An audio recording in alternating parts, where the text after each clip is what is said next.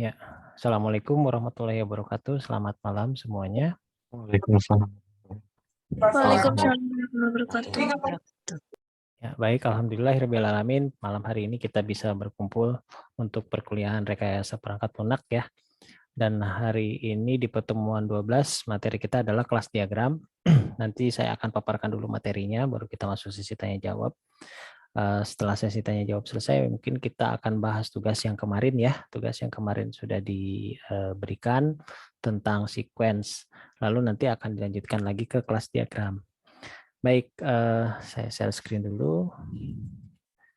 Ya, untuk kelas diagram ini sebetulnya penggambaran dari objek ya, objek dan kelas yang ada di dalam program ya, program yang akan kita buat, karena memang sewajarnya UML itu digunakan untuk pemrograman berorientasi objek sehingga lebih mudah untuk memetakan kelas-kelasnya. Nah, kalau dilihat dari pengertiannya, kelas adalah sebuah spesifikasi yang jika diinisiasi lah ya akan menghasilkan sebuah objek gitu ya. Instansiasi itu kayak gimana ya, kayak diekstrak lah ya, atau di apa ya namanya bahasanya, kalau kayaknya agak susah ya kalau instansiasi itu agak susah. Jadi kayak kelas itu kayak semacam apa model, bukan model ya, semacam pola lah ya, polanya gitu. Nah, sementara si objek itu udah berupa sesuatu yang bisa digunakan, sementara kelas itu belum. Nah, si kelas ini kalau diekstrak atau misalnya diolah, dia bisa menjadi sebuah objek yang merupakan inti dari pengembangan desain berorientasi objek. Nah, kelas di sini menggambarkan keadaan ya, atribut atau suatu sistem sekaligus menawarkan pelayanan untuk memanipulasi keadaan tersebut. Nah, sementara kelas diagram itu apa? Kelas diagram itu menggambarkan struktur dan deskripsi kelas ya, atau package dan objek beserta hubungan satu sama lainnya seperti containment ya, pengurungan spesifikasi, atau pewarisan, inheritance pewarisan itu, atau asosiasi dan relasi yang lain ya. Nah, di sini kelas ini dapat ya mungkin kalian sudah belajar kan tentang pemrograman berorientasi objek. Saya rasa pengertian kelas dan objek itu seharusnya sudah bisa terkuasai ya, tapi kalau tidak mungkin nanti bisa saya jelaskan lagi kalau masih ada yang belum jelas. Nah, kelas di sini dapat merupakan implementasi dari sebuah interface. Nah, ini ya catatannya, kelas bisa merupakan implementasi dari sebuah interface, yaitu kelas abstrak yang hanya memiliki metode. Nah, terus interface tidak dapat langsung diinstansikan, tapi harus diimplementasikan dulu menjadi sebuah kelas. Nah, sebagai contoh, jika ada inferensi remote TV yang dapat menambah, mengurangi volume, atau mengganti channel beberapa metode dalam satu interface, tapi pengimplementasinya dapat berbagai macam kelas TV. Jadi berdasarkan merek TV itu sendiri. Jadi kalau misalnya contohnya remote TV itu adalah sebuah objek ya sebetulnya, sebuah objek terhadap merek tertentu. Tapi kalau yang kelasnya itu adalah si remote-nya itu sendiri gitu. Jenis barangnya remote gitu, tapi setelah dispesifikasikan ke sebuah merek tertentu itu sudah menjadi objek gitu ya. Tapi di pabrikannya itu adalah remote gitu. Nah, itulah istilahnya. Oke, ini kita kasih langsung ke teknisnya ya, ke teknis dari si kelas diagram itu apa aja. Nah, penggambaran kelas diagram itu sebetulnya mirip-mirip kayak kita menggambarkan hubungan antar tabel sebetulnya, tapi tidak bisa jadi tabel juga. Nah, di pemrograman berorientasi objek, sebuah tabel itu bisa menjadi sebuah kelas ya, bisa menjadi sebuah kelas atau dengan perintah-perintah yang kita kenal sebagai method atau operation. Nah, di sini contohnya ada kelas mahasiswa. Nah, kelas mahasiswa itu memiliki atribut. Atribut itu sesuatu yang melekat pada kelas itu. Ada mahasiswa itu pasti punya NIM, punya nama, punya alamat, punya tanggal lahir. Berarti ini kelas adalah mahasiswa itu yang sesuatu yang melekat pada mahasiswa itu atribut-atributnya. Nah, atribut-atributnya bisa kita gambarkan, bisa kita jabarkan lebih banyak lagi ya, tapi tergantung dari kebutuhan program. Kalau kebutuhan programnya hanya segini ya cukup segini. Lalu di sini ada metode ya, metode atau misalnya metode itu semacam perintah ya, semacam perintah-perintahnya. Nah, si metode ini dia berhubungan dengan si kelas ya, dengan si kelas. Ada tambah mahasiswa, update dan hapus. Ini metodenya. Nah, di sini juga dikenal sebagai operation seperti itu. Oke, selanjutnya ini masih bentuk umum, masih nama kelas. Nah, terus di sini atribut kelas ya. Lalu ada behavior class, ada juga keterangan, bisa juga kita tambahkan atau opsional. Di sini kan bisa tambahkan ada keterangan kelasnya. Gitu ya. Nanti 2 digit pertama ini adalah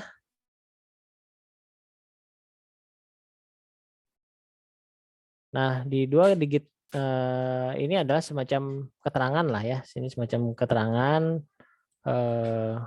dari si kelas itu sendiri gitu, si kelas itu sendiri.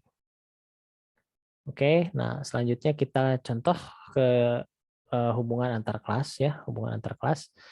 Jadi mahasiswa dan wilayah nih. Tapi sebelumnya ini karena ini penjabaran tentang kelas ini ya lumayan agak sedikit kompleks ya. Jadi saya kasih sesi tanya dulu, siapa tahu ada yang ingin bertanya mengenai si atribut-atribut kelas atau penggambaran kelas ini. Silakan, siapa tahu ada yang mau bertanya dulu sebelum saya masuk ke hubungan antar kelasnya.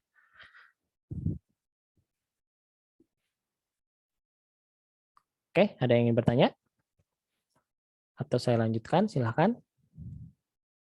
Saya kasih kesempatan dulu, karena memang pemahamannya agak rumit ya, ada kompleks itu, kelas sama objek itu sebetulnya.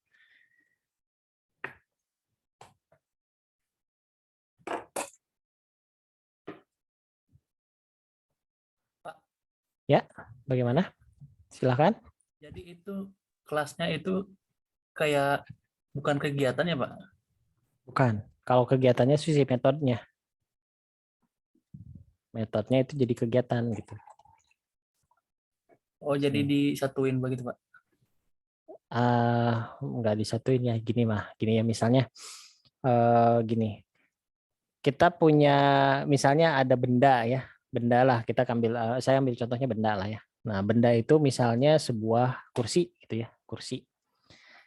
Dalam pikiran kita kursi itu ya bentuknya seperti itu ya, bentuknya pasti punya kaki kursinya gitu ya, terus dia pasti punya warna gitu kan ya, terus punya alatnya, bahannya terbuat dari apa, benar nggak kayak gitu nggak? Benar kan? Nah, ketika kita membayangkan itu kan kursi, tapi belum spesifik kan, kursinya buat kursi apa dulu gitu, belum spesifik. Nah, ketika ada dalam pikiran kita, itulah kelas. Si kursi itu adalah kelas yang ada di dalam pikiran kita. Itulah kelas. Terus kita berpikir kursi itu pasti ada 4 kakinya gitu ya, terus terbuat dari kayu, terus warnanya coklat. Nah, itu kita sudah memikirkan atributnya. Atributnya tuh kayak gini gitu.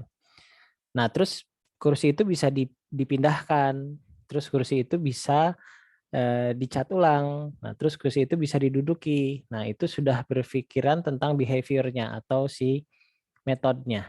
Nah, seperti itu. Ketika kursi itu direalisasikan, ya, direalisasikan, itu sudah jadi objek. Nah, kebayang nggak perbedaannya antara kelas dan objek? Bisa bedain nggak? Ya, Pak. Saya. Nah, oleh karena itu ada istilahnya inheritance. Inheritance itu adalah turunan dari sebuah kelas. Kita mikirannya kayak gitu kan tadi. Oke, sudah jadi nih kelasnya, bentuknya, maksudnya objeknya sudah jadi, kita sudah realisasikan berupa kursi gitu ya, sudah dicat. Terus kita buat kursi lagi, tapi dalam pikiran kita, oh kursinya sekarang harus pakai busa spons gitu ya. Terus bentuknya warna hitam, dan ini kursinya sebetulnya kursi untuk kerja gitu. Nah, kita buat tuh, kita realisasikan. Tapi ketika kita mau merealisasikan itu, kita kan melihat dari definisi kursi yang ada sebelumnya. Ya kan, kursi itu kakinya 4, terus warnanya seperti apa, bisa diduduki. Nah, cuman fungsinya sudah berubah, tapi tetap kursi kan. Nah, itulah yang disebut inheritance, turunan gitu ya. Turunan dari kelas yang sudah ada gitu. Jadi dari yang tadi kursi kayu dimodifikasi lagi, ditambahin spons, dikasih warna. Nah, tapi sebelumnya sudah ada gitu kan. Nah, itulah penurunan sifat atau inheritance. Nah, itu contohnya ya. Nah, sekarang hubungannya dengan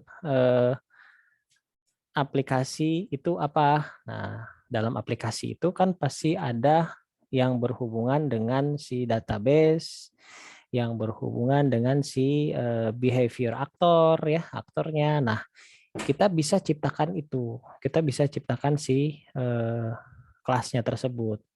Contoh dalam aplikasi kayak perpustakaan lah ya yang suka dikasih tugas nih. Di aplikasi perpustakaan itu sudah pasti yang berhubungan dengan data-data perusahaan itu siapa? Anggota kan, data anggota. Kesatu anggota, terus user. Nah, dari situ kita sudah lihat, oh ini objeknya dia bisa jadi objek. Ya, objeknya adalah berupa si anggota itu sendiri. Karena kita berpikir itu objek, berarti bisa dong di atasnya jadi kelas, ada kelasnya. Jadi dibalik tuh pemikirannya.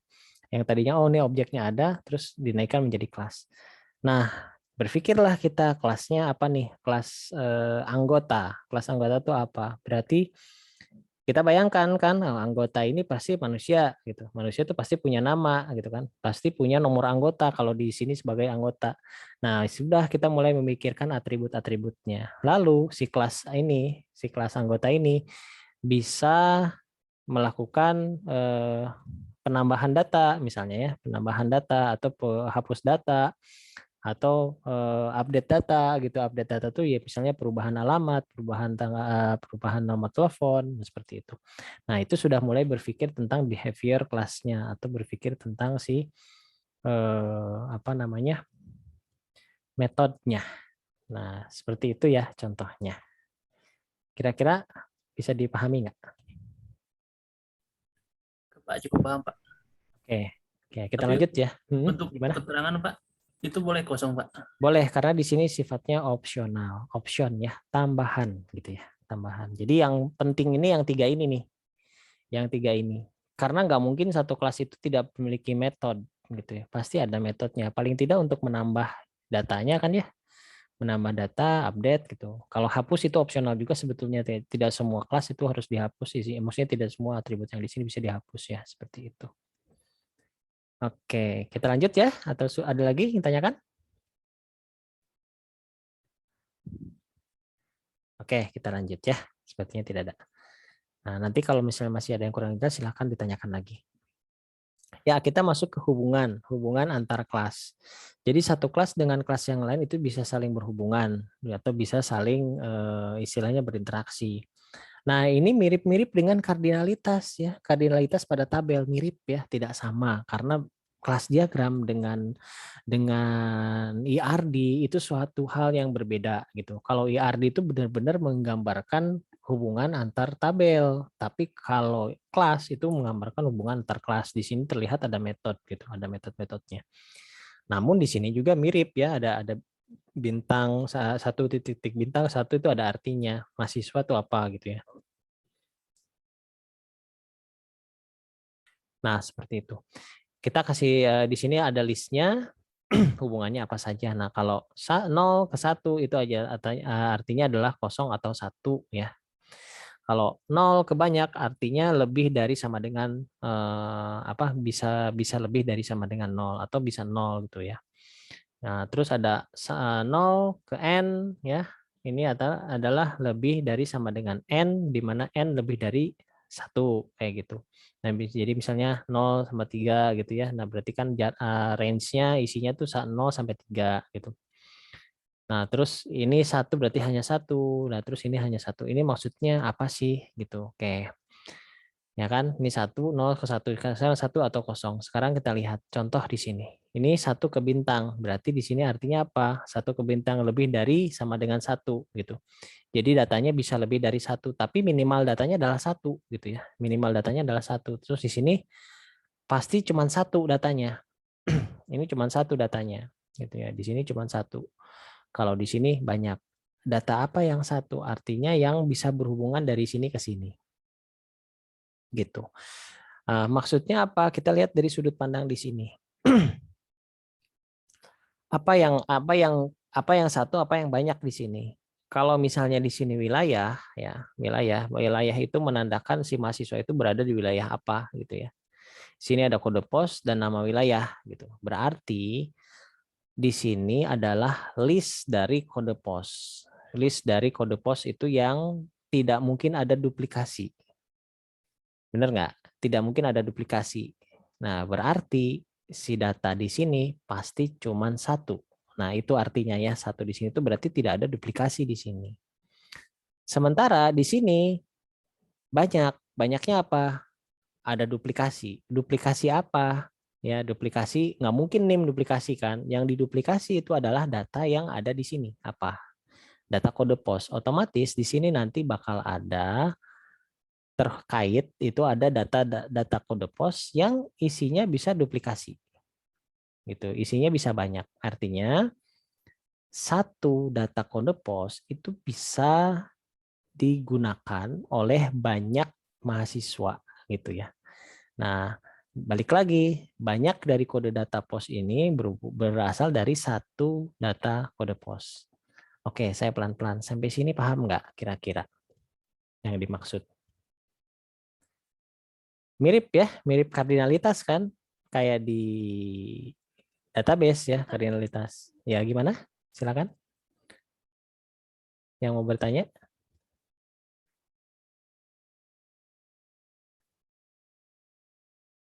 Oke, tadi ada yang open mic, silakan.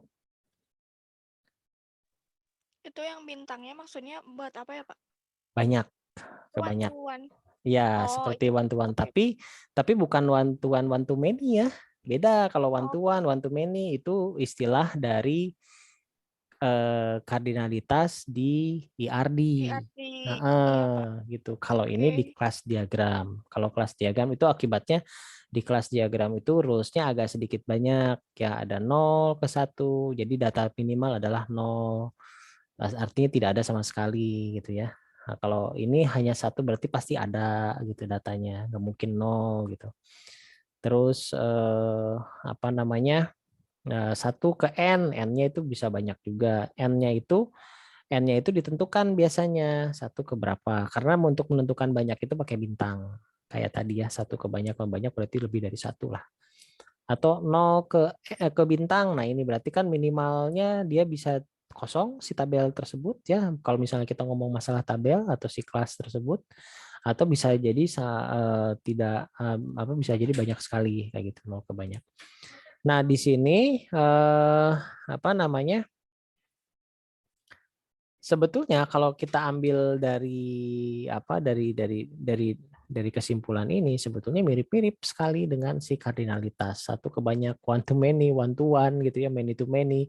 Cuman ini perbedaan bahasa. Banyak yang menyamaratakan antara kelas diagram dan IRD, tapi itu hati-hati, itu suatu hal yang berbeda. Jadi jangan bilang ini many to many, one to many, itu kurang tepat ya, karena itu udah pembicaraan untuk si IRD itu sendiri. Oke, seperti itu ya. Kira-kira Baik, Pak. sudah dipahami? Oke, baik. Ya, kita lanjutkan ya. Nah, ini kan sudah ya. Jadi intinya sih seperti itu. Ini minimal dan nolnya. Terus kita masuk ke simbol. Di kelas diagram ini lumayan nih, banyak simbol juga gitu. Di sini ada agregasi, aggregation, ada kunci gabungan, composite, ada turunan, inheritance, ada relasi, ada dependensi, ada realization. Nah, ini macam-macam banyak gitu ya. Nah, sebetulnya ini memang agak membingungkan ya, agregasi, kunci gabungan nih kapan kita pakai ini. Ini biasanya sih untuk apa namanya case-case yang memang sudah besar ya gitu. Nah, sekarang sih kita berlatih, saya sebetulnya bukan ingin membatasi tapi supaya kita lebih mudah aja gitu ya. Kita lebih mudah aja, kita fokus ke sini dulu deh, ke relasi dulu ya, ke relasi antar kelasnya dulu. Untuk turunan bisa kita aktifkan nanti, tapi nanti kita kasih contoh yang ini dulu. Kita aktifkan ke sini dulu deh, fokusnya ke relasi dulu, paham dulu ke relasinya. Nah, contoh-contoh ya kelas diagram. Setiap nomor rekening harus memiliki ATM. Nah, ini contohnya satu data di sini, satu data ini ada dua data yang berhubungan, Nah, kalau di sini terlihat contohnya tabel ya. Nah, tapi di sini kan bisa berupa kelas, gitu. Bisa, dan ini bisa juga bisa menghasilkan sebuah objek ketika di input datanya. Artinya apa nih satu ke satu? Ya, kalau di sini satu dan hanya satu, artinya rekening itu tidak mungkin kosong, itu kan ya. Data rekening nggak mungkin nggak kosong di suatu bank, gitu. Saya rasa nggak akan mungkin ada kalau misalnya itu kosong, berarti itu bank nggak akan jalan gitu ya, nggak, bukan jadi bank gitu kalau kosong. Makanya pasti rekening itu ada, minimal dia ada satu rekening. Nah itu maksudnya ada satu rekening dan datanya tidak duplikat gitu, datanya tidak duplikat gitu, datanya tidak duplikat. Jadi mungkin nggak apa di sini 0 terus di sini 1, nggak mungkin. 0 itu nggak ada atribut di sini ya, coba lihat tuh 0 tuh nggak ada juga 0 ke banyak. Kalau 0 saja nggak bisa gitu ya, karena nggak mungkin si data itu kalau 0 aja berarti nggak usah digambarkan hubungannya gitu, artinya tidak berhubungan dari si kelas yang lain gitu. Nah, dia berhubungan dengan kelas ketika dia sudah memiliki data yang sama di beberapa kelas. Seperti itu. Oke, sampai sini paham? Jadi ini kayak satu ke satu ya. Artinya data rekening itu pasti tidak ada ATM yang duplikat. Yang membuat dia berhubungan tuh apa? Harus ada field yang sama. Nomor rekening, nomor ATM. Nomor ATM unik, nomor rekening juga uniknya. Berarti nomor ATM nanti yang berhubungan ke sini. Karena si induknya itu adalah sini, tapi dia hubungannya satu ke satu gitu. Dan di sini yang menyebabkan sama itu adalah si nomor rekeningnya. Gitu. Karena nanti kalau penjelasan tentang si kelas dia apa di IRD kan beda lagi ya, satu ke satu itu beda lagi mana yang ini. Pada prakteknya lah itu berbeda gitu. Oke. Mudah-mudahan bisa ya. Kalau ada yang kurang jelas silahkan langsung tanyakan ya. Ya. Terus ini yang kedua, misalnya setiap nomor rekening dapat memiliki ATM ya. Setiap nomor rekening dapat memiliki ATM. Kalau ini setiap nomor rekening harus memiliki ATM. Jadi satu ATM pasti memiliki satu rekening pasti memiliki satu ATM. Berbeda dengan ini. Setiap nomor rekening dapat memiliki ATM. Artinya di sini hubungannya apa? Di sini bisa 0 atau 1. Di sini bisa 0 atau 1. Di sini ini harus 1. Nah, berarti apa? Di sini tidak ada duplikasi ya, minimal ada satu data di tabel ini ya. Kalau misalnya kita bicara tentang tabel, tapi dia juga bisa terhubung ke sini. Ketika dia terhubung ke sini, berarti ada data si nomor ATM-nya di sini. Ya, ada datanya. Tapi dia juga bisa tidak terhubung. Artinya tidak ada satu rekening, ada satu rekening yang tidak memiliki ATM. Artinya bisa 0 juga di sini. Nah, berarti kan di sini tuh variasinya 0 atau 1. Jadi ada yang pakai ATM, ada yang enggak gitu. Terlihat hubungannya. Ingat, hubungan di sini adalah beberapa field satu ya, bukan beberapa, satu field yang sama gitu. Yang mana fieldnya? Kalau ngelihat dari sini berarti di sini nomor ATM.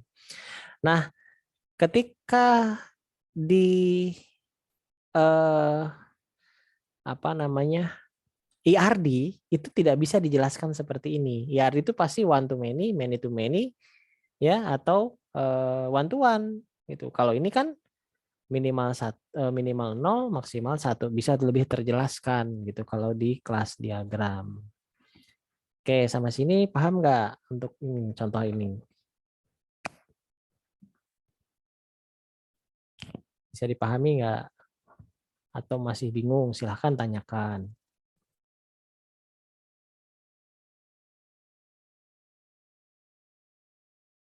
Pak, izin bertanya Pak. Silahkan. Untuk file induknya nggak dikasih tanda Pak kalau ini Pak. File duduknya gimana maksudnya? Maksudnya apa? Sebagai ini Pak, misalkan nomor ATM gitu Pak, nggak dikasih tanda gitu Pak, yang berhubungannya Pak. Oh enggak, kalau kayak di IRD ya, karena di IRD itu kan sininya harus dikasih tahu ya, nomor ATM gitu kan ya. Nah, Ya Pak. ini juga nomor ATM, jadi kelihatan tuh hubungannya gitu kan ya. Nah, itu IRD. Tapi kalau IRD juga sebetulnya nggak gitu sih. Itu masuknya ke udah ke relasi antar tabel. Kalau yang sudah dari field ke field yang lain tuh hubungannya relasi antar tabel. Jadi itu udah masuknya ke bagian apa namanya construction database gitu. Jadi ini masih konsepnya seperti itu. Tapi terbayangkan yang berhubungan tuh apa, nomor ATM dan ini. Bisa kita kasih keterangan di sini ya. Makanya itu opsional, keterangan tuh fungsinya untuk itu. Kalau misalnya waktu bikin istilahnya bukan oret-oretan, jadi kayak semacam rencana kita mau bikin tabel nih dengan berdasarkan kelas diagram. Nah, kan gitu ya. Jadi bahasanya kita mau buat tabel tapi berdasarkan kelas diagram. Berarti kita bikin kelasnya. Nah, kita bisa bikin kayak gini kan, kebayang sama kita adalah nomor ATM ya. Nomor ATM yang primary key di sini, otomatis di sini menjadi foreign key-nya ya kan. Foreign key-nya. Nah, itu kan kalau kita berbicara ke tabel. Cuman kalau di kelas diagram itu tidak dipasangkan dari field satu ke field yang lain. Begitu juga sebetulnya IRD ya, IRD juga tidak dipasangkan sebetulnya. Yang dipasangkan itu udah masuk ke skema relasi sebetulnya, relationship lah. Nah, itu yang udah dipasangkan. Seperti itu ya. Ya Pak. Oke, bisa dipahami ya. Oke. Baik. Nah, kalau ini sudah paham, berarti ke yang selanjutnya pun pasti paham. Seperti ini. Ini minimal data di sini 1 ya, maksimalnya banyak, tidak terhingga di sini. Sementara di sini datanya minimal 1. Pasti ada dan tidak ada duplikasi. Nah, misalnya ada 1 data di sini. Nah, pasti dia terpetakan ke sini 1. Minimal 1. Atau bisa banyak. Kan ini ya.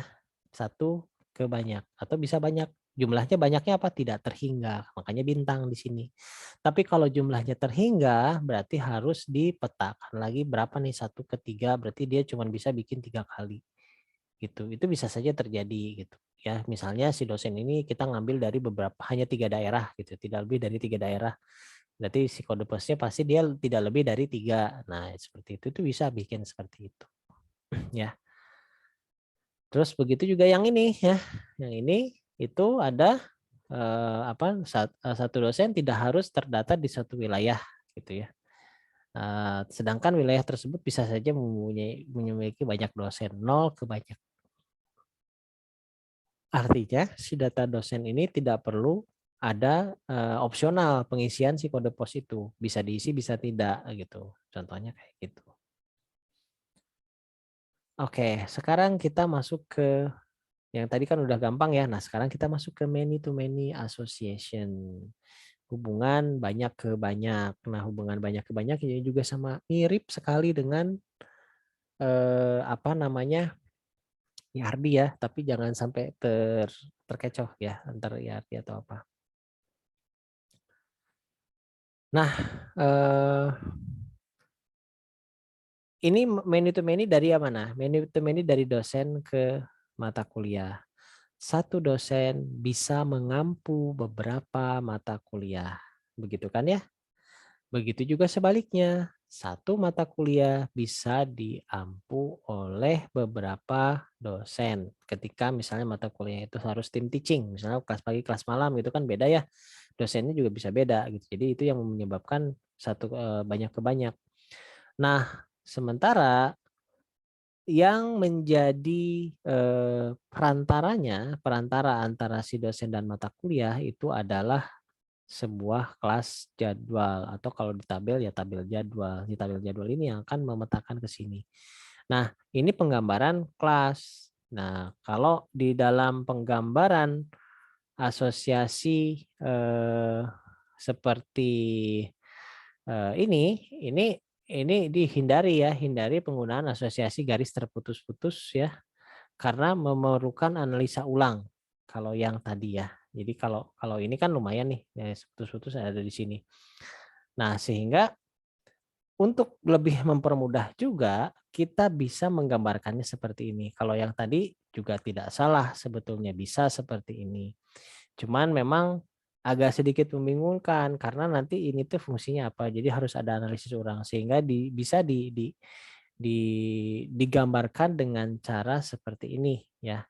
Jadi hubungan antara dosen dan mata kuliah itu ada perantaranya berupa kabel jadwal, tapi dia terhubung gitu. Sebetulnya hubungannya many to many antara dosen dan mata kuliah, tapi dia ada penghubungnya berupa si tabel jadwal. Di many-nya gimana? Ini kan many nih, satu dosen bisa memiliki banyak jadwal gitu ya. Sementara satu jadwal nggak mungkin banyak dosen ya, itu udah pasti terpetakan satu untuk jadwal. Begitu juga mata kuliah, satu jadwal itu pasti hanya satu mata kuliah, sementara satu mata kuliah itu bisa beberapa jadwal.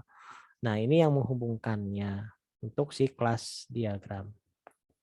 Nah, seperti itu ya. Terus ada lagi seperti ini. Terdapat tabel pegawai di mana di antara pegawai tersebut terdapat pimpinan dari pegawai-pegawai yang lain. Tetapi pimpinan tertinggi tidak dipimpin oleh pegawai lainnya. Dengan kata lain, pimpinan tertinggi adalah top level. Nah, ini asosiasi yang agak ya sebetulnya tricky gitu. Kadang-kadang juga tidak kita gunakan karena memang agak-agak sedikit tricky untuk menentukan kenapa satu ke banyak hubungannya. Berarti di sini kan self saya menjelaskan tentang hubungan dia yang ada di dalamnya gitu. Karena di sini terdapat tabel pegawai di mana di antara pegawai tersebut terdapat pimpinan dari pegawai-pegawai lainnya gitu ya. Nah, tetapi pimpinan tertinggi tidak dipimpin oleh pegawai lainnya gitu. Dengan kata lain pimpinan tertinggi adalah top level. Nah, ini agak menyulitkan lah. Kalau menurut saya juga ini tidak terlalu banyak kita pakai ya, karena jarang sih yang seperti biasanya kita langsung mengasosiasikan ke yang lain. Kalau untuk self association agak sedikit membingungkan, jadi saya pikir kita skip dulu aja yang ini, kita ambil yang menurut kita bisa kita kuasai lebih dulu ya. Oke. Nah, sekarang ke contoh yang lain yaitu seperti contoh kelas generalization. Nah, generalisasi itu adalah seperti turunan ya, seperti turunan atau inheritance gitu. Nah, inheritance itu apa? Jadi kayak inilah. Ini contoh kelas generalization surat keterangan. Surat keterangan itu dia anaknya atau ini kelasnya. Nah, dia bisa menciptakan kelas turunannya berupa SK kelahiran, SK tinggal, dan SK pindah. Nah, asosiasinya ini adalah seperti ini. Ini tidak terlihat satu ke banyak, tapi asosiasinya adalah generalisasi atau inheritance atau turunan gitu. Nah, kalau udah turunan gini, ini nggak ada hubungan antara satu ke satu ke banyak, satu many to many, nggak ada gitu. Karena ini menjelaskan ini adalah turunan dari si surat keterangan gitu. Itu untuk generalisasi. Terus ke agresi dan composite ya, atau kelas diagram.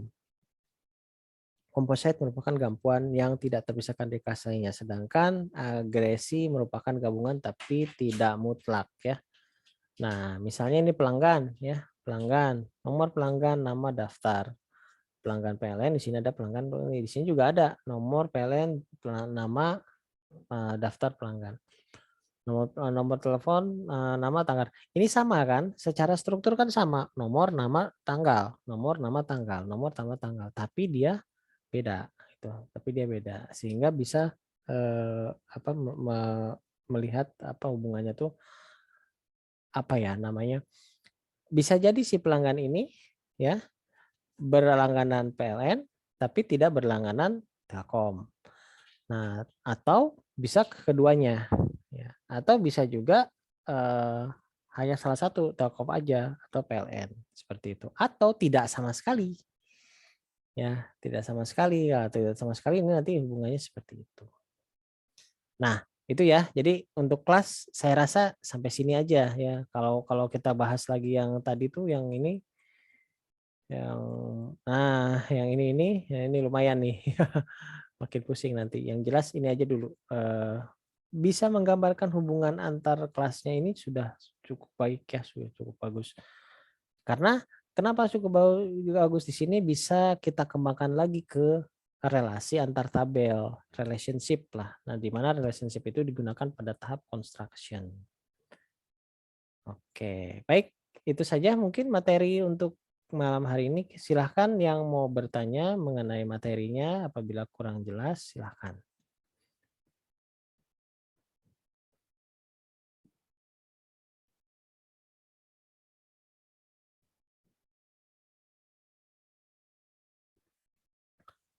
Bisa ya, mudah-mudahan dengan kelas diagram.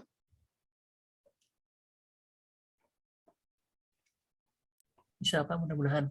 Oke, silahkan nanti dicoba ya. Oke, dicoba. Saya nanti kasih tugas lagi, cuman nggak, ya tugasnya sama yang kemarin kan, cuman berapa ya sekuensinya, nggak banyak kan kemarin. Saya lihat sih sudah pada bisa lah, cuman tinggal di ini aja, dibahas aja nih. Nah, saya cek dulu ya. Nah, nanti yang tugas tadi yang tentang si sequence itu dilanjutkan ke kelas diagram.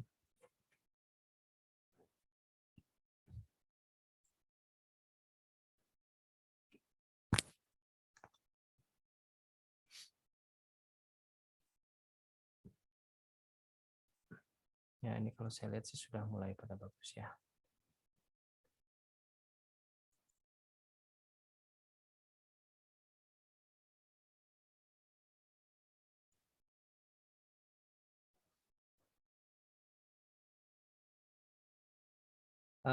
Untuk kelas malam itu kemarin saya kasihnya yang mana ya, sebentar, ini tuh yang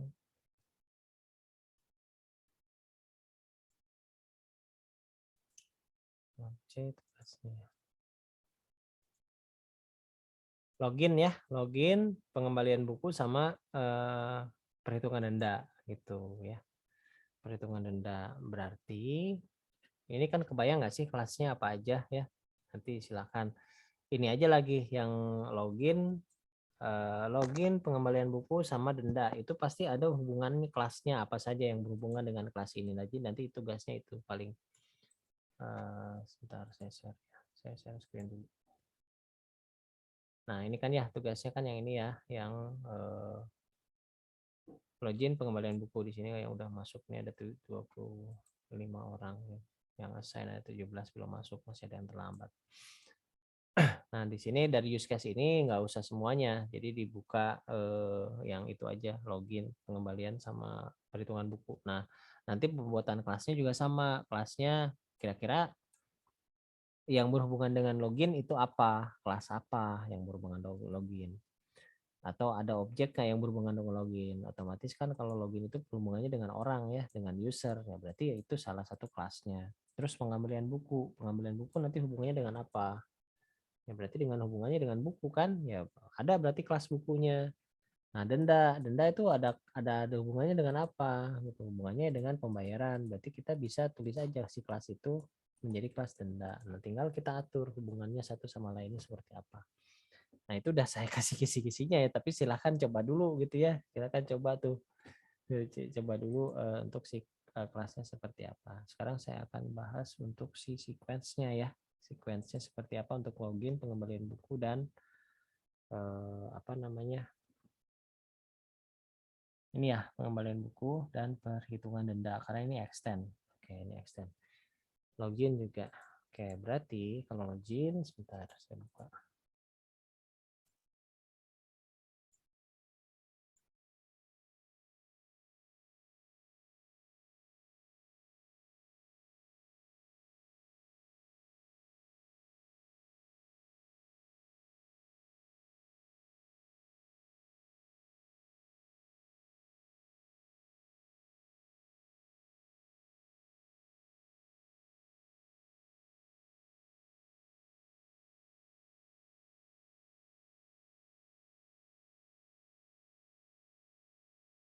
Oh ya, sebetulnya sebelumnya juga kalau yang kelas malam belum dibahas tentang activity ya, kalau nggak salah ya. Activity diagramnya belum dibahas ya.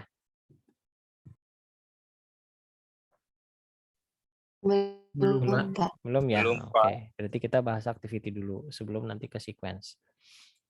Sebentar kok, tadi udah saya buat ini. Mana tadi ya?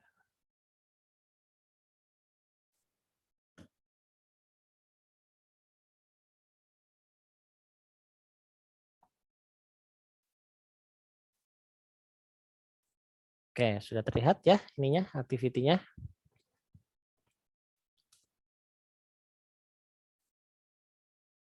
Ya, oke. Di sini adalah use case-nya.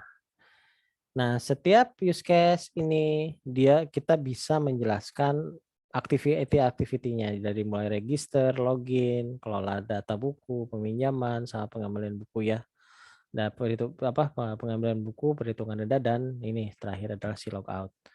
Nah, kita mulai dengan yang registrasi ya. Registrasi kan udah kalau nggak salah waktu itu, tapi saya ulang lagi. Registrasi kita bisa lihat kenapa di sini lihat usernya ada objeknya ada berapa, bukan objek, entitas ya, beda ya. Objek cuma entitas itu beda. Entitasnya ada 3, ada user, ada sistem, ada admin. Lihatnya dari mana? User ini kan, user ini adalah anggota sebetulnya ya. Sebentar, kok ini ada yang coret-coret ya? Sebentar.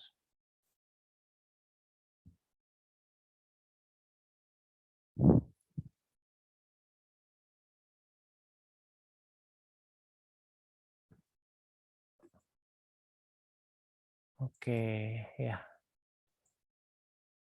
Bentar ya. Kenapa ada yang coret-coret tadi ya? Udah, sekarang kita lanjutkan lagi. Ya, ini apa namanya? Mulai dari registrasi. Ini ya ada user, ada sistem admin sistem sama admin. User di sini siapa? Anggota ya, harusnya di sini bukan user tapi anggota. Waktu itu kan ini sebenarnya contoh aja sih awalnya ya. Nah, anggota sistem admin. Anggotanya ini, aktornya, sistemnya adalah ini, adminnya adalah ini. Yang dilihat apa? Registrasi. Registrasi ya kita bayangkan proses registrasi itu gimana? Dimulai dari anggota. Nah, anggota apa? Input data nih, input data. Terus dia klik tombol simpan. Ketika klik tombol simpan, langsung dia sistem bereaksi ke sini. Sistem akan menyimpan ke database. Dari proses penyimpanan ke database, dia akan melakukan notifikasi. Baru sama admin disetujui atau ditolak. Keduanya, bila setuju atau ditolak, dia akan menghasilkan perintah yang sama. Artinya akan ada notifikasi masalah pembayaran, entah itu ditolak, entah itu diterima gitu. Makanya saya pakai di sininya join ya. Pakai join. Terus di sini ini salahnya, ini harusnya tidak ada ini di sini. Nah, seperti ini ya. Nah, jadi ini kelihatan.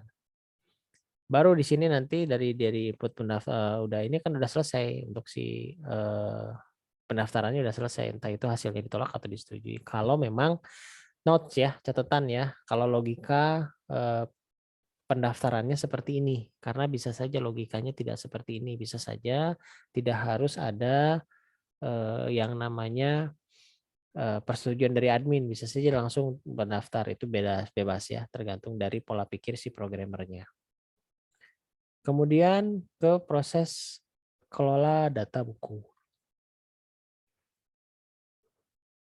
Nah, sebentar, ada login nggak? Login sudah ada nggak ya di sini? Ada. Oh ya, login dulu ya. Sebelum ke pengelolaan data buku, kita login dulu karena setelah registrasi biasanya login. Login kayak gimana? Ya kita gambarkan. Login itu pasti ada 2 aktor, yaitu login user sama login admin. Bisa disatukan nggak penulisannya? Maksudnya disatuin kayak gini bisa saja seperti ini, tapi ya terpisah. Atau bisa juga dipisah. Berarti kalau dipisah di sini harus dikasih penjelasan. Login untuk admin, login untuk user. Nanti gambarnya nggak kayak gini. Jadi user sama sistem, admin sama sistem sendiri. Nah, tapi kalau ini saya kasih contohnya yang digabungkan aja deh gitu ya. Karena mulainya dari user, terus input user dan password langsung masuk ke validasi. Nah, dari sistem. Sistem nanti akan ngerespon balik ke sini. Entah itu diterima atau tidak. Kalau dia diterima berarti dia langsung yes, berarti selesai proses loginnya. Tapi kalau tidak diterima no, berarti dia ke atas input username lagi terus dan seterusnya. Gitu. Hal serupa juga terjadi untuk yang admin. Admin sama ya, input username, validasi, yes no juga. Kalau yes dia selesai, kalau no dia balik lagi. Nah, diperhatikan cara saya menjelaskan karena nanti presentasinya kayak gini ya. Presentasinya penjelasan kayak gini, penjelasan dari si sequence-nya seperti apa. penjelasan tentang tadi use case-nya seperti apa gitu ya, biar nanti pas waktu presentasi itu oh ya paham orang lain gitu ya. Oke, kemudian selanjutnya ke kelola data buku. Di sini apa saja? Ada admin ya, input data admin, dia langsung ke sini. Nah, ini ada berapa versi. Versi yang pertama itu saya gabungin ini ya. Jadi ribet digabungin ke sini, ini larinya ke sini, nol ke sini, terus ada lagi cabang lagi, akhirnya ribet. Nah, akhirnya untuk kelola data buku saya putuskan untuk buat logika yang lain. Ya, saya buat logika yang lain untuk si kelola data buku. Saya jelaskan di sini. Nah, ini ya, untuk kelola data buku paling gede nih, karena decision-nya banyak. Di kelola data buku itu ada paling tidak ada 3 kegiatan aktivitas: simpan data, update data, sama hapus data. Masing-masing itu memiliki jalur yang berbeda. Sehingga karena dia jalurnya berbeda, kita pakainya decision, nggak bisa kita pakai fork atau join ya. Kalau join itu syaratnya jika si sistemnya atau apa namanya aktivitasnya dilakukan secara bersamaan gitu. Tapi kalau tidak bersamaan, beda jalur, ya decision yang dipakai gitu ya. Decision dipakai seperti apa namanya? Contoh ini. Awalnya kan di sini start. Begitu start, dia nggak langsung melakukan apapun, tapi dia langsung ada di penalaran, dia ada decision maker-nya. Decision-nya apa? Ada pertanyaan, apakah mau input data gitu kan ya, dalam pikiran kita ketika udah masuk ke dalam pengolahan. Ketika dia penginputan data, yes, ya berarti dia akan masukkan inputan data, lalu akan disimpan ke sistem. Sistem akan ngerespon untuk penyimpanan. Dari penyimpanan ada decision lagi, selesai atau lanjutkan gitu kan ya. Kalau selesai, ya berarti dia udah selesai ke bawah nih, end. Tapi kalau tidak, dia bisa balik lagi ke atas. Balik lagi ke sini. Balik lagi ke awal. Pertanyaan lagi, masih mau input data atau tidak kan? Kalau masih ya terus-terusan aja dia muter terus gitu ya. Tapi kalau misalnya saya nggak mau input data, balik ke awal. Tapi saya misalnya mau update data, berarti dia akan ke decision selanjutnya. Baru ditanya, apakah decision input data mau jadi atau enggak? Kalau yes, berarti dia langsung melakukan klik tombol update input data. Lalu akan dilakukan oleh sistem proses input datanya. Dan kembali decision, selesai yes atau tidak. Kalau selesai, dia ke bawah. Kalau no, dia akan ulang dari ke atas karena tidak menutup kemungkinan setelah dia ngupdate, dia mau input lagi gitu kan. Makanya ditanya lagi di awal, input lagi enggak? Kalau enggak ya berarti iya. Nah, begitu juga hal serupa yang terjadi untuk hapus data. Ketika hapus data, ditanya lagi. Kalau dia berulang kali ya berarti dia terus. Tapi kalau dia sudah selesai, ternyata sampai sini hapus data atau tidak? Ya, jawabannya kan antara yes dan no. Kalau yes berarti hapus data. Kalau no, ya berarti ke bawah ke sini. Berarti selesai karena tidak ada lagi yang harus dilakukan gitu ya. Karena sudah ditanyakan semua ya, yes no yang atasnya sudah ditanyakan, maka dia harus selesai.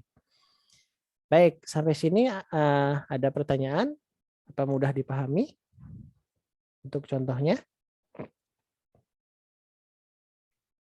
Nah, jawaban dari tugasnya tidak harus mutlak seperti yang saya jelaskan seperti ini ya.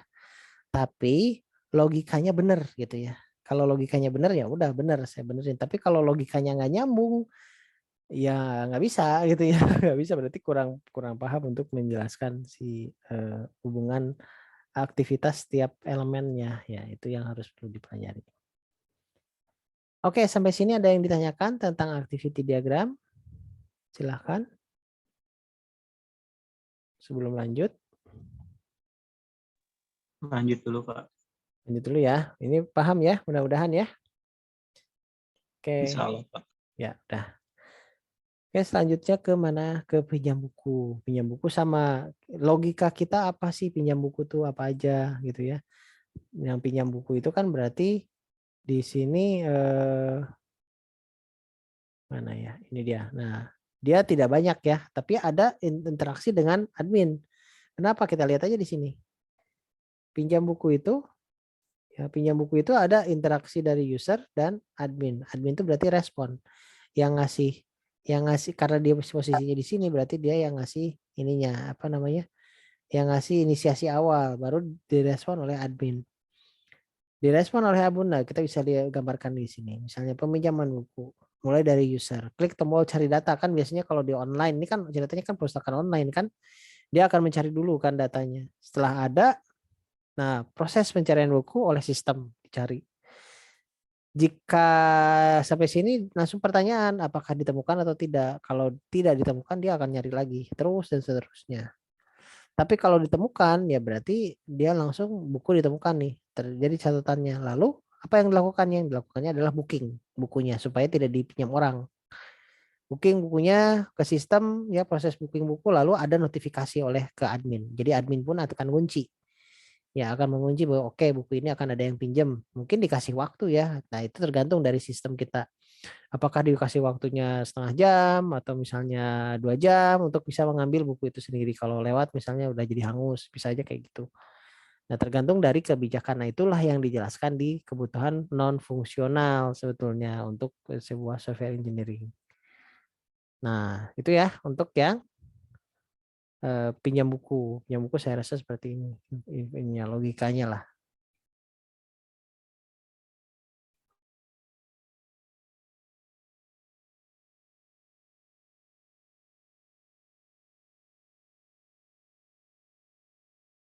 Oke, selanjutnya dari pinjam buku ke pengembalian ya. Nah, pengembalian ini ada extend ya, extend ke hitungan benda. Nah, kalau pengembalian ya lihat aja di sini pengembalian nggak susah, dia hanya konfirmasi buku pengembalian langsung update data status bukunya jadi available lagi yang tadi statusnya dipinjam. Udah itu udah selesai dikonfirmasi oleh admin. Oh ya benar bukunya dikembalikan. Tapi kalau ada denda berarti yang dijalankan setelah ini ya langkahnya adalah ke sini dulu. Kan dia konfirmasi nih oleh admin. Setelah dikonfirmasi, nah ternyata ada ini gitu ya, ada keterlambatan. Nah, berarti ada di sini langkah lanjutan berupa perhitungan denda. Jadi di sini dikembalikan lagi ke user, konfirmasi buku yang dikembalikan, lalu menghitung denda keterlambatan ketika dia melakukan input data. Ketika input data keterlambatan, langsung ada konfirmasi denda dan keterlambatan. Nah, kalau sudah oke sesuai dengan di sini berarti kan udah langsung konfirmasi oleh si adminnya. Selesai ya untuk si dua ini ya, pengembalian dan si perhitungan denda. Saya rasa sequence-nya juga tidak terlalu sulit ya, tidak terlalu sulit. Gitu. Nah, ini lihat nih pengembalian sama perhitungan denda. Terus ada terakhir adalah si logout ya. Kalau logout sih ya paling gampang ya. Logout ya tinggal gini aja gitu, logout selesai, klik tombol logout. Nah, proses untuk logout user, klik untuk logout untuk admin, langsung proses untuk admin. Ini ada yang kehapus harusnya.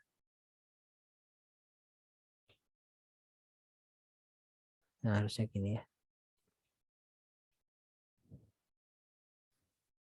Baik, itu saja untuk activity diagram. Ada yang ditanyakan? Silahkan. Oh ya Pak, Oke, silakan. kan itu kan semua atribut kan harus nyambung ke login dulu ya Pak ya. Kalau misalkan kita di usernya itu misalkan pengembalian buku kita harus login dulu, itu di sini kan nggak nggak dijelasin harus login dulu gitu kan Pak. Sementara loginnya tuh nyambung nggak ke situ gitu Pak, harus login dulu. Itu gimana Pak? Ya, karena activity diagram tidak menggambarkan satu sama lainnya, sehingga aturan untuk login dulu itu bisa terlihatnya di ini, di apa? Nah, di sini yang disebut dengan use case. Nah, kayak gitu. Jadi use case yang bisa menjelaskan bahwa login ini ternyata ada keterkaitan dengan ini. Tapi kayak tadi aja nih. Pengembalian buku dengan perhitungan denda itu kan extend, ada hubungannya, tapi tidak digambarkan per fieldnya secara detail gitu ya. Dia langsung menggambarkan si masing-masing use case-nya, sehingga kalau ditanya kok login nggak nyambung, ya nggak nyambung karena si activity dia hanya menjelaskan satu ini saja gitu ya, satu itu saja. Iksai mohon di silent dulu untuk Iksai. Ya, mic-nya bocor untuk Iksai. Iya Pak, maaf Pak. Ya, oke. Ya, seperti itu ya. Kenapa kok tidak dijelaskan admin? Ya, karena kan udah dijelaskan di sini. Jadi ini hanya lanjutan gitu untuk aktivitinya. Nah, oke, itu. Untuk yang bertanya bagaimana? Apa cukup jelas? Oh, jadi langsung ke prosesnya aja gitu, Pak. Langsung ke prosesnya. Nah, Oke, jelas, Pak. yang bikin kita ngerti ini, oh ini user, ini sistem gitu ya. Itu kan ada ya, sebelumnya adalah ada yang namanya apa sih? Skenario kan ya, skenario use case. Masih ingat nggak? Nah, itu dia. Jadi skenario use case itu adalah pengantar ketika kita membuat sebuah activity diagram begitu. Jadi ini tuh sebetulnya satu dokumen, satu kesatuan dokumen. Jadi sehingga bisa untuk nggak bisa melihatnya parsial-parsial gitu. Dia bisa timbul karena di sini ada gitu. Sehingga jumlah dari ini pun harus sama ya, harus sama jumlahnya. Itu baru sinkron. Kalau jumlahnya sedikit atau lebih banyak ya dipertanyakan. Ini use case-nya nggak ada activity, kenapa harus ditulis use case gitu. Karena setiap use case itu pasti ada aktivitasnya gitu. Oke, seperti itu ya. Baik, ada lagi yang mau bertanya silahkan.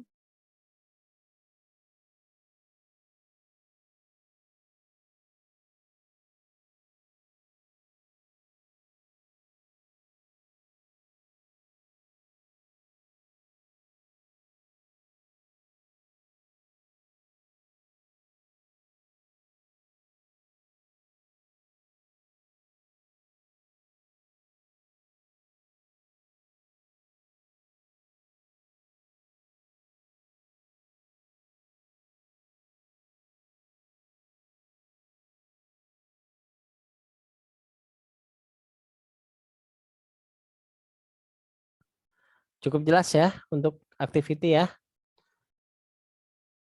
Kalau sudah pada ngerti, saya akan bahas tugasnya. Tugasnya itu adalah ini kan cuman pengembalian buku sama login ya, sama login aja sih. Pengembalian itu sama login aja. Berarti kita lihat di sininya aja sebetulnya ya. Kita lihat dari hasil dari aktivitinya.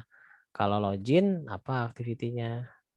Nah, login kan cuman gini aja ya, user, admin sama login. Nah, activity itu kita menjelaskannya karena ini kan terpisah nih. Yang satu dengan yang lainnya tidak berhubungan secara langsung, berarti kita jelaskan masing-masing. Gitu. Kita menjelaskan masing-masing. Jadi kita jelaskan sequence untuk user login itu seperti apa, sequence untuk user admin login itu seperti apa. Kalau dilihat di sini input aja. Nah, oke, kita bikin ya. Di sini sequence-nya. Sequence.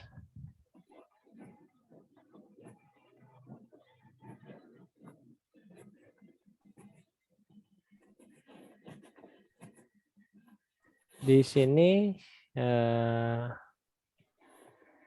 pengembalian buku dan denda atau login dulu, login lah. Login dulu ya. Login ada user, admin dan sistem. Nah, kita bikin di sini. Login itu pasti ada aktornya kan ya. Saya tambah dulu ya, sebentar.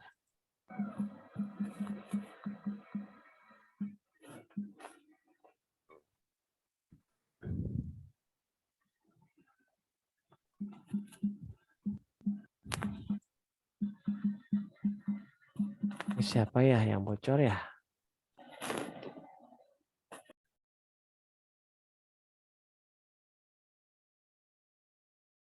Ya, oke. Baik.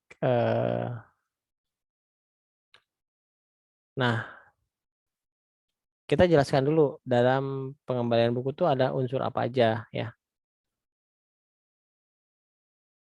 Sebentar, ini nggak keluar use case-nya. Sekalian aja ya yang tadi kelas.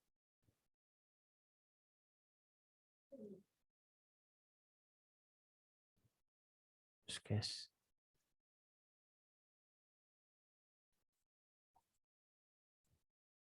Nah, sequence kan gini ya. Untuk login nih, nah ini kita kasih nama aja. Di sini misalnya untuk yang admin, gitu ya. Sequence untuk admin. Terus Tapi untuk loginnya login admin. Lalu di sini ada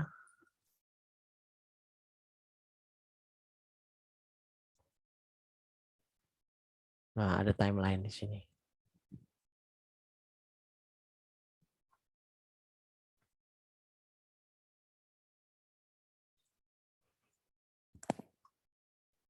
Terus ada swimline harusnya nih.